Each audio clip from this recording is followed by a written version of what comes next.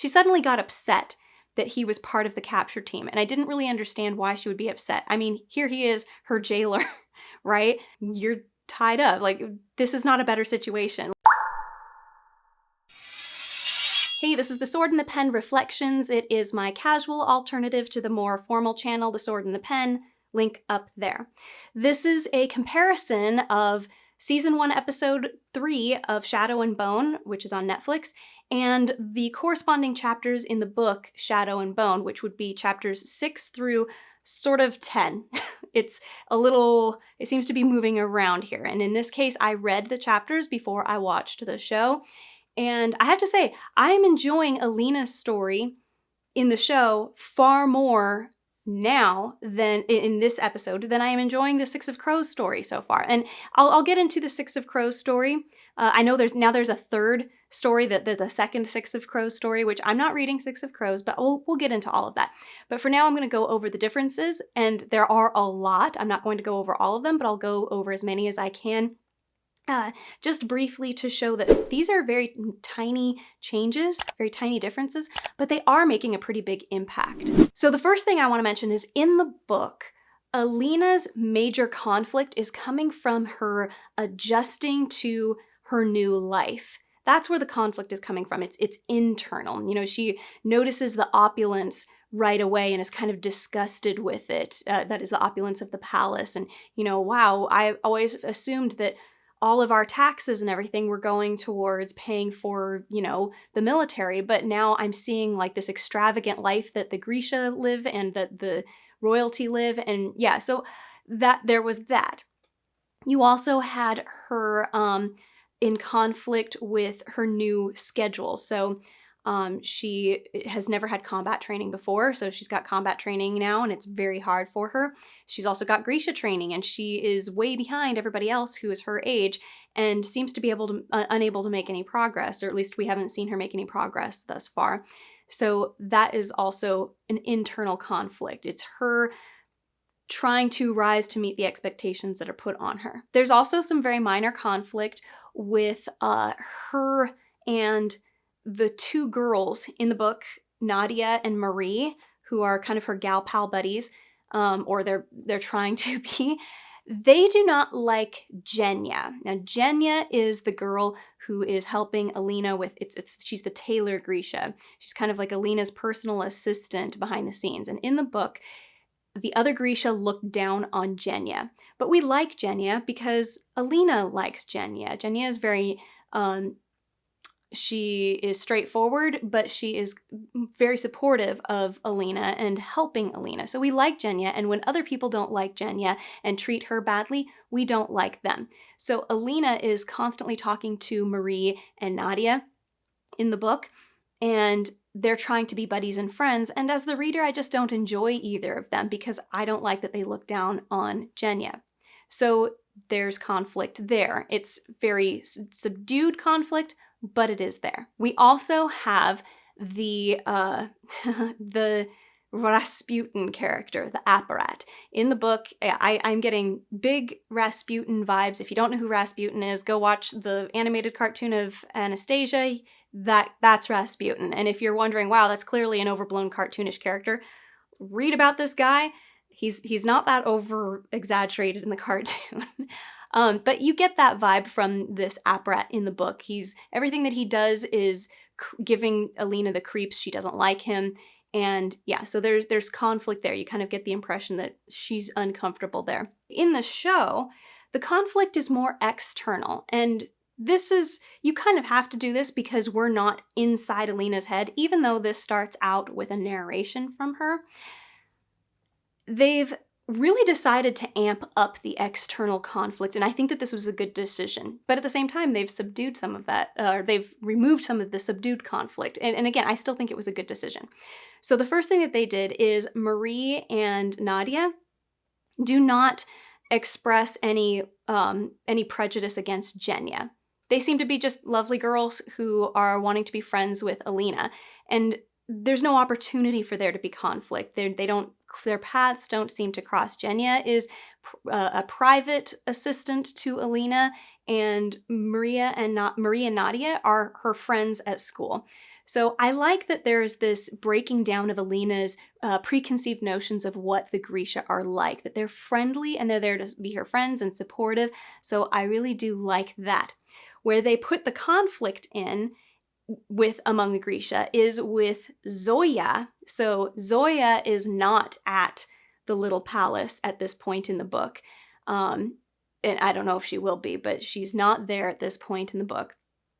And they have her there from the beginning. You see her at the palace throne room where she whispers to Alina that, you know, she's half-breed scum and she stinks or whatever. And then in training, on combat training, the very first day, Alina, actually I liked this, that Alina wants to fight her. And Alina, of course, gets her butt handed to her. The only shot that she got and successfully landed was when she sucker punched Zoya. So Alina kind of was asking for it, if you ask me. But I liked that this happened. I enjoyed that it didn't put our heroine in the best light and kind of knocked her pride down a little bit. And for me, I enjoy watching that. Not that I like seeing, you know, people have their pride knocked down, especially if they're our hero, but I like that this is an opportunity for growth in our character. And that's important in telling a story, because if we go on the journey of growth with our character, then we feel like we have endured suffering with this person, and that increases our attachment to the character. We also see a difference in the character of the apparat.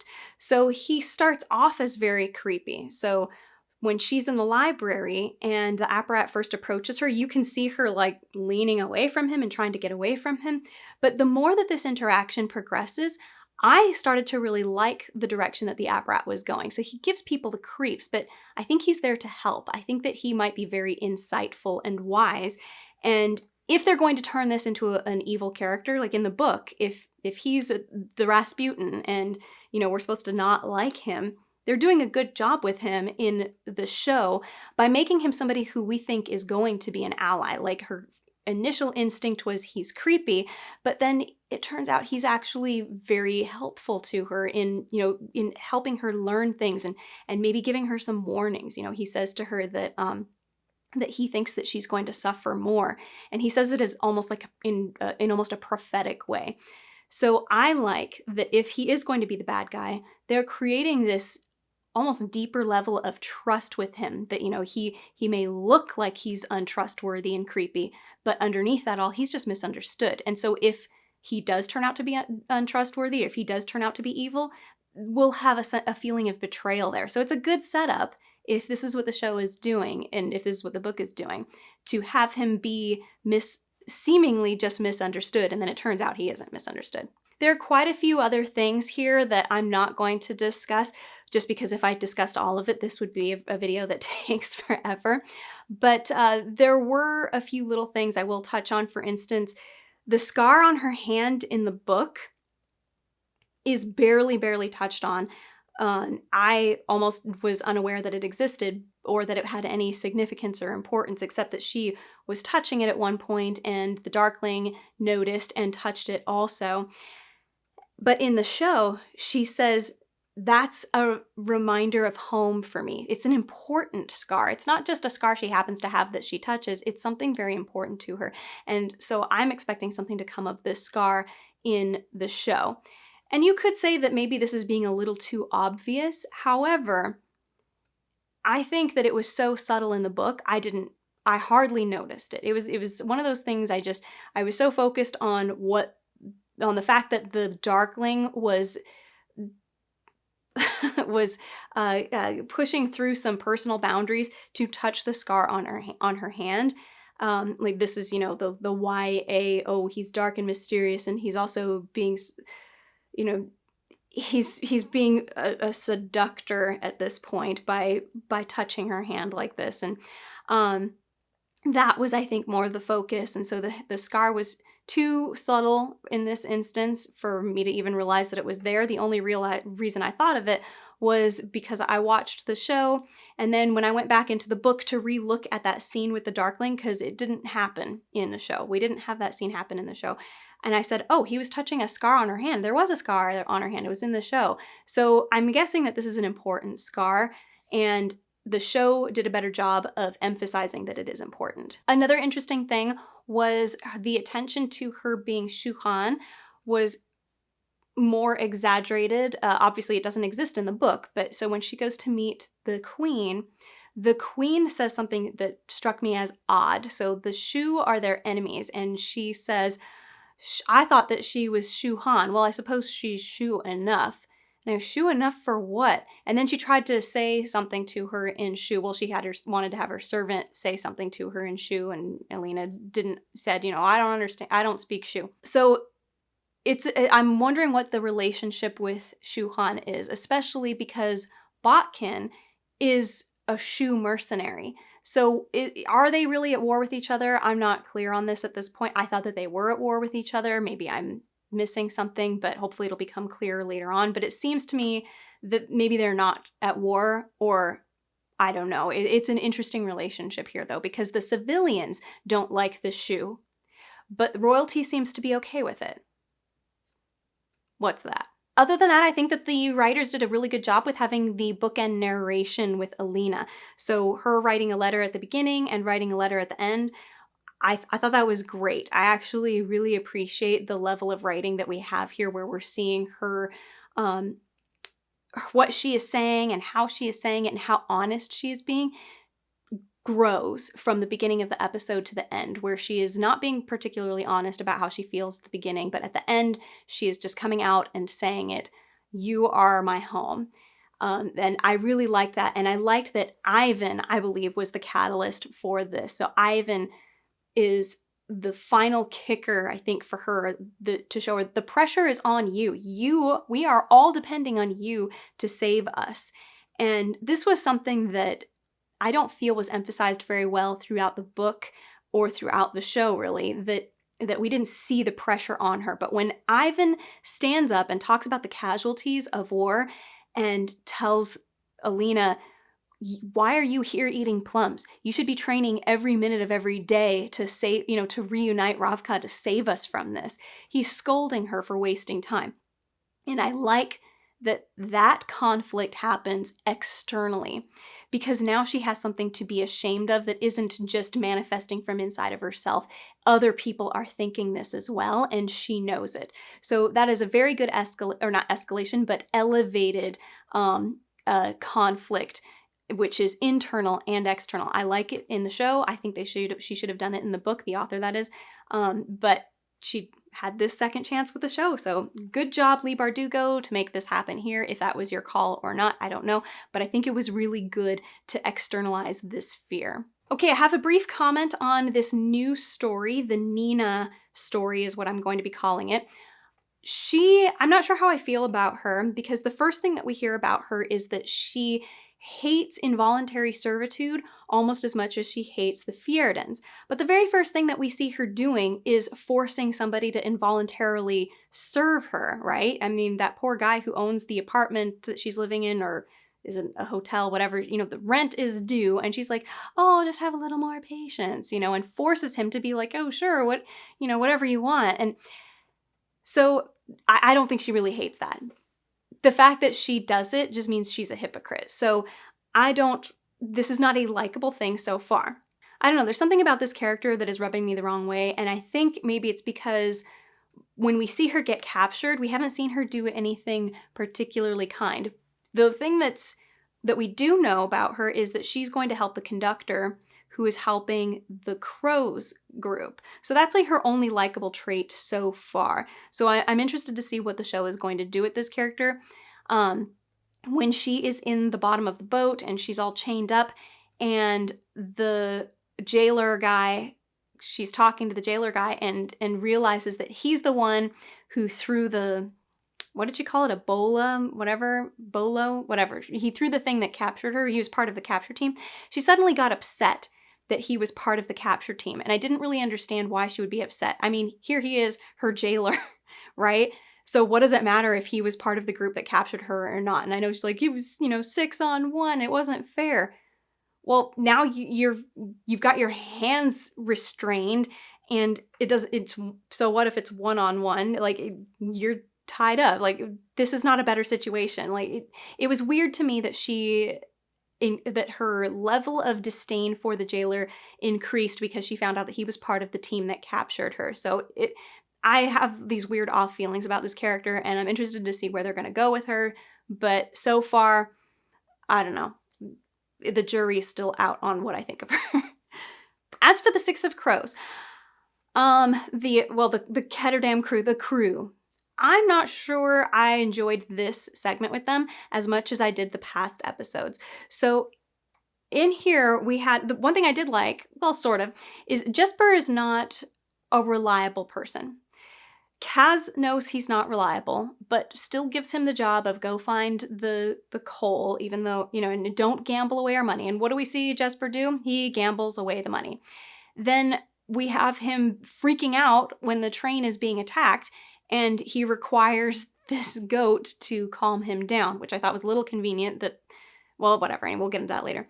I thought it was a little weird that he freaks out and then he suddenly gets up and he saves the day. So he saves the day. That sort of redeems that he's unreliable. But I do have to wonder, what is it that is between him and Kaz?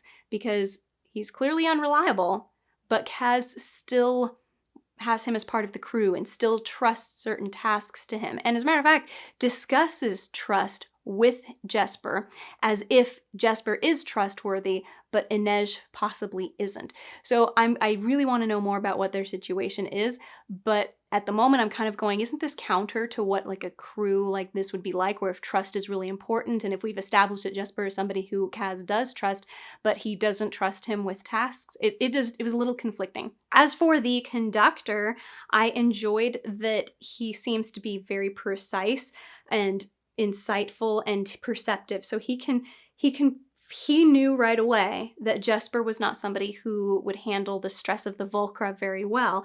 And so because he's looking him up and down, and then he says, we're going to get the goat. And later you find out the goat was literally just to keep Jesper calm. It's weird that he picked a goat. I don't know why not something else. Hopefully we'll find out in the future why he thought a goat would be the best option.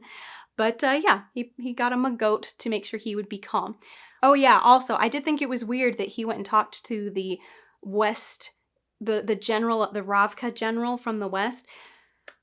I don't know where that's going, but I liked this general guy. So this is an interesting setup of conflict for Alina, because she is the Sun Summoner who will destroy the Fold and reunite Ravka, and this general wants to lead West Ravka in seceding from the East and becoming its own sovereign nation. And he might not, I really think he's not going to like the idea of Alina existing, because that means that he's not going to be the one leading this secession. So I'm interested to see what they're going to do with this coming up. It creates another enemy for Alina. It also made me realize just how badly the Fjerdans and the Shuhan would not want the Fold to be destroyed, because a united Ravka is so much more powerful. They wouldn't want their enemy to become more powerful. So this is an amplification of possible conflict in the future, that you have somebody within Ravka, even though it's West Ravka, who does not want Alina to be the Sun Summoner, does not want the Fold to be destroyed, which is something I discussed when I looked at episode 1 and realized that she is Shuhan, that there may be politicians who do not want the Shu to not be looked at as an enemy, which now it kind of seems like royalty doesn't really see them as being the enemy, because they have, their master of arms or combat training guy, he's Shuhan, and the queen didn't seem to be bugged too much that she was Shuhan, so who knows where that's going. I do have one problem with the interaction between Kaz and Inej. And this is the first time I haven't liked something among the Six of Crows guys, is in this episode a few things, but this was a big thing. And that is that Inej giving this information about her family felt very forced.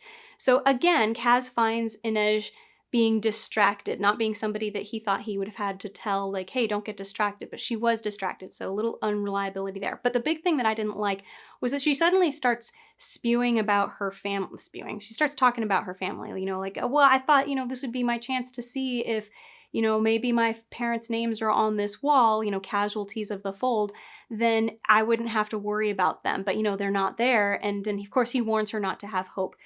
Her talking about this and explaining what the little thing around her neck is, the little, it's like a scapular, it just did not, it felt forced. It felt like this is a conversation I feel like they would have had before, and they didn't have to have it right on the front. But this is a young adult show and book, so this sort of thing, you're going to see it more often. It doesn't have to be as subtle in a young adult as it does in adult, but I would have liked that, because up until now, I felt like we didn't see so many things on the surface with these two, and this just felt like forced telling.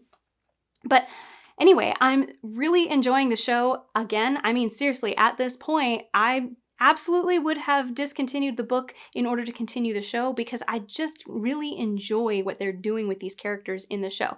This would have been a slight, okay, they've notched down the quality a smidge in this episode, but I was still totally fascinated. I loved the crossing of the fold with the Six of Crows characters. I thought it was really interesting. But at the same time, oh yeah, how did that train thing manage to get right back on tracks? So it didn't deviate from the straightforward path at all. Highly unlikely, but okay, whatever. This is a fantasy, we're going with it. But yeah, I still enjoy it a lot, and I'm really interested to see how this all comes together in the end. Are you enjoying this show as much as I am? If so, please tell me about it in the comments. And otherwise, like, subscribe, hit the bell for notifications. If you're feeling really generous, maybe check out my Patreon or Ko-fi. I do prefer Ko-fi because they do not take a percentage of anything that you contribute to the creators. But until next time, be good to yourself.